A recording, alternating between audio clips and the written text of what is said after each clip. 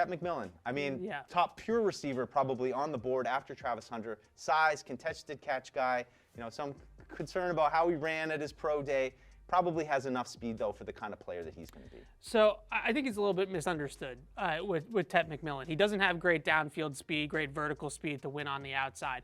That's a little bit of concern of mine because he does have a lot of jump balls down the field as a result. But I actually think what he really is like a souped up possession receiver. Like, he's a big possession receiver. He wins at the first and two levels of the defense. He's great after the catch with the ball in his hands, so he's a plus in that category. So if you know what you're getting with Tet McMillan and you understand how to maximize that skill set, then you can get a really good player. I think maybe even a number one receiver. But you have to understand that you're not getting a vertical field stretcher. You're not getting a burner on the outside. So moving him around the formation is going to be important. I think he's going to play some of his career as a big slot as well as playing on the outside. You know, put him in those condensed formations as well, allow him to get into space too. But when you watch him catch and run with the football at 6'4", 210, 215 pounds, he's got some rare start-stop dynamic movement skills that really stand out to me for a guy of his size. Yeah, certainly nice to pair him with Drake May. Brings some things Yeah. to the party for Drake, no question.